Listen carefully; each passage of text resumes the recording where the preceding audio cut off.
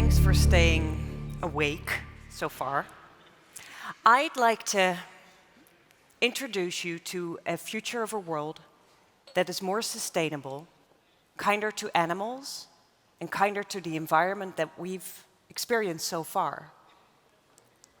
I'd like to invite you to a future where climate change catastrophe has been avoided just at the very last time, where climate anxiety is widespread and well-known, but also decreasing again, because it's no longer necessary.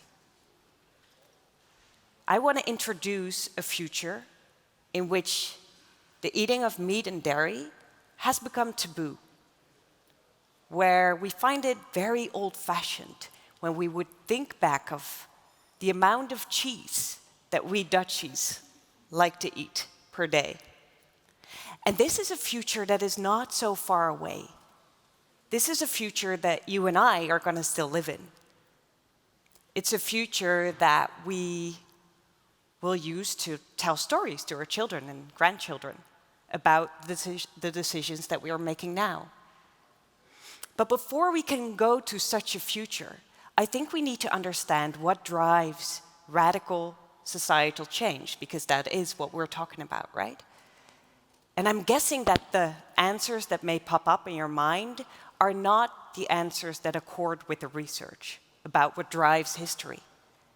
So perhaps you were thinking politics or the law, or perhaps you were thinking finances, big corporates, or perhaps you were thinking in order for radical societal change to occur, what we need is a massive agreement of the whole population on a certain matter. And in reality, what research shows is that the answers are much more humble than that. Basically, you need only two things. You need, firstly, a relatively small group of people, I'm talking 3 to 10% of a full population, who firmly believe that change is needed and who dare to believe that change is possible also. See, when I was a toddler, my grandparents would come over to visit me for birthday parties, for example, and they would smoke in the living room. And so did my aunts and my uncles and my parents. And it was no problem, just as it was fine when I was a teenager to smoke in a train or in a car. Nowadays, we all know that if you dare to light a cigarette in the lavatory of an airplane, you'll be fined big time. And more than that, smoking in public spaces, especially when there's children around, is now perceived as something you just don't do. We're now convinced that it's unhealthy and perhaps even dangerous. So what happened in this relatively short time span? A small group of people, activists and health experts, had been able to change our minds, our ideas, not just about what was healthy, but also about what was desirable and attractive and sexy even. That is how radical societal change occurs. And let me give you some more examples. 3 centuries ago, we were still burning witches. And before that time, we did not think that this was something inhumane. The opposite is true. We thought that we had to do that in order to protect our children, to protect our society from bad influences. And nowadays, obviously, it would be very hard to explain to our children or even to ourselves that at one point in history, we thought it was okay to burn people because we thought that their behavior was weird. 150 years ago, slavery became illegal by law in nearly every country around the world. Slavery was an economic system, and one that was so vast that it was always said that it was impossible to ban. Because if we would do that, we would wreck the economy and civilization with that. And then a relatively small group of people spread another idea. And these ideas seem to spread like TED Talks do. And nowadays, I think all of us would agree that we feel embarrassed just looking back at this part of history.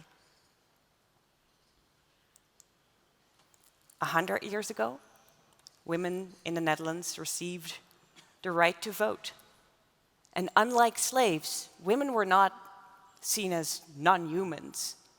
They were seen as humans, just not as very rational ones, not as storytellers you should listen to. And look at us now. Look at me now.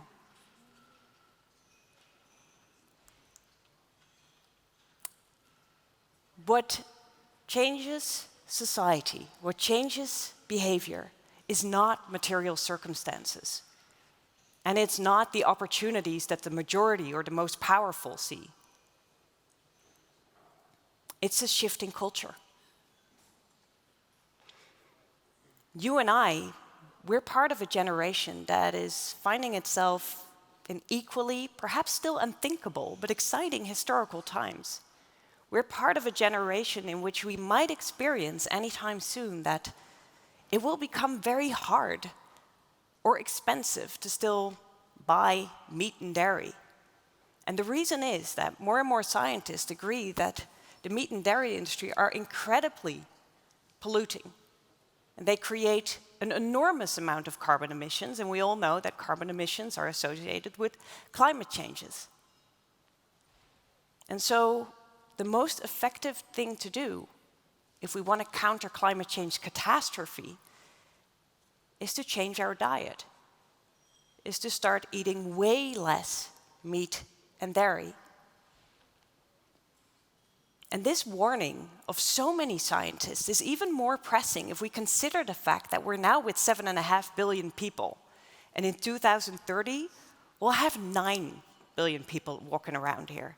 And if these all insist on continuing to eat as we do now, then we'll find ourselves in deep problems and deep water. So obviously, change is needed, and change is also occurring. At this very moment, the vegan movement is one of the fastest growing social movements worldwide. And most of the members are youngsters. They are the ones deciding on our future habits. They are the ones deciding what will be the norm in 10 years from now. What will be considered civilized and smart and normal.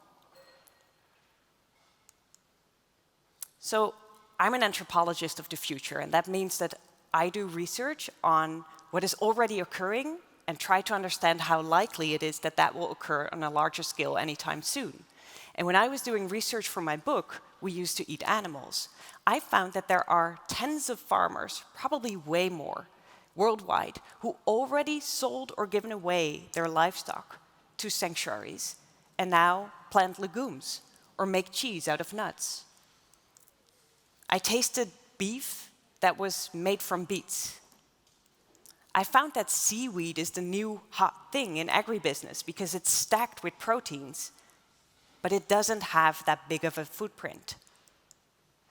I found that more and more meat is made in labs, not from animals, but from blood cells from animals. So we need less animals in order to feed the same amount of people. I overheard youngsters saying that they were lying awake at night, anxious because of the climate. I saw young people protesting the streets. I also overheard a strategic manager of a well-known fast food chain saying that in 15 years from now, all of their burgers will be plant-based. I saw holograms telling you how healthy your food is, and other holograms telling you how destructive your food had been for the environment. So perhaps this still seems far away, but I hope that after this talk, what remains with you is the idea that we don't need the majority of people in order for change to occur. You need a ripple effect. You don't need a lot of resources or political power. You need a small group of people with a firm belief. And once we honestly thought that smoking cigarettes was healthy. We thought that it was perfectly fine to burn so-called witches. We thought that men could rule the world. And sooner or later, we'll probably remind ourselves that once we ate animals. Thank you.